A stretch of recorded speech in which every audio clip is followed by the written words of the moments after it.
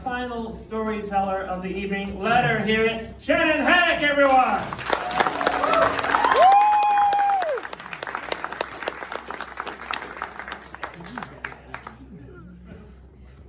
Hi.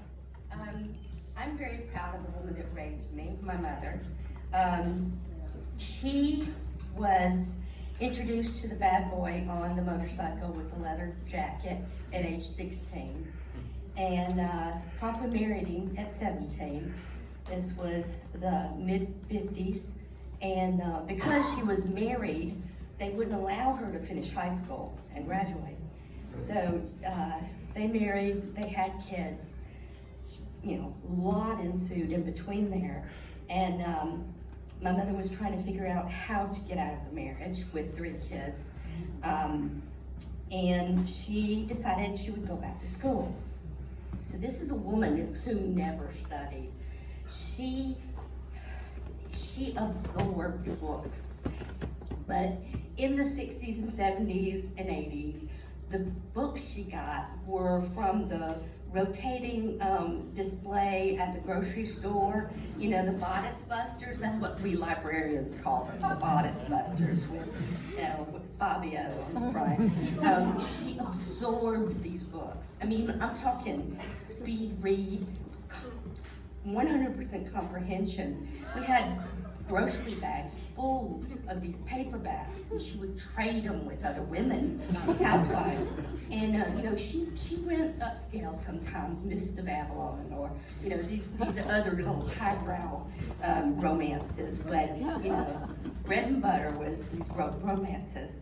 And so when she took her GED, the only things she answered were English, and she did a little bit of history because, you know, she had that background in romances, and she passed.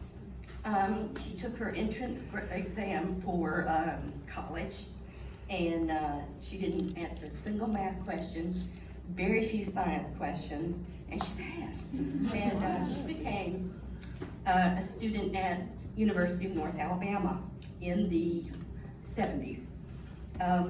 It was very hard with 3 kids and a husband who did not support this idea because she made it clear this was her path out. She took us to class, mainly me because I was the baby.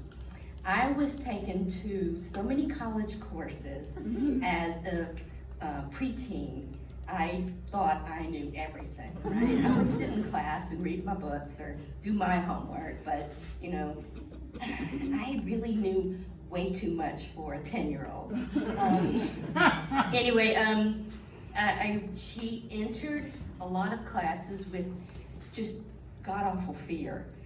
She'd never been to college, never been in these kinds of situations, these people that she was meeting. She was older than everyone, in her 30s, and she had kids dragging. She didn't understand the math. She didn't understand all this.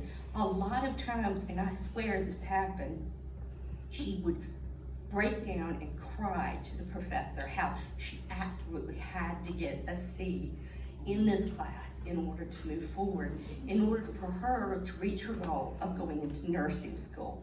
She wanted to be a nurse, and she was tiny, and she was going to see this through by hell or high water. She entered in, probably not the first nursing program at UNA, but one of the first years, and it was hard. I remember 12 years old being in an anatomy class, and I could have told you everything about anatomy at age 12. I paid attention, but anyway, didn't learn anything. So anyway, I was so proud of her, and also it was very frustrating because she had no time for us. The struggle continued. She finally divorced my father, and this was her way of being independent. The thing I'm most proud about my mother is that she was on the nursing staff at ECM Hospital in Florence, Alabama, when the first AIDS patients came. She was such a loving and giving and generous person that she was one of the only staff members on the nursing staff that would take care of AIDS patients. And if you remember, if you're old enough to remember the 80s and the absolute just fear that was instilled on the nation by this AIDS epidemic. No one knew what it was, where it was coming from, who it was gonna affect. We had our ideas, the media said what they said, and all it did was terrify us. It did not terrify my mother. Yes, she took precautions, but she also broke the rules. She held hands, she gave bed baths, she listened to their stories when the families weren't there, sometimes not allowed, sometimes not able. She did everything within her power to make them feel seen. Having gone through a pandemic now, I think we kind of have a better idea of why everybody panicked so much. It was this unknown thing, just like COVID was. Was it gonna kill us on contact? We didn't know how it was spread. All of these things, I kind of understand where the nation was in the early 80s. And in Alabama, I read in a report, the first 1,000 days of the AIDS epidemic, there were only about 34 cases in the state of Alabama. These were the worst cases. They were in the hospital to die. Most of the cases were located in Jefferson County, but my mother had a few in North Alabama, and these were beautiful people that by, chance, happenstance, this fate was theirs.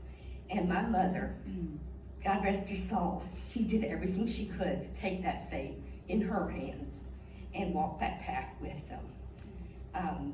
Kind of glad I'm the last speaker, because I want to leave you with that thought that no matter what it is, you can find ways to share kindness and love and bring people out of darkness. Thank you.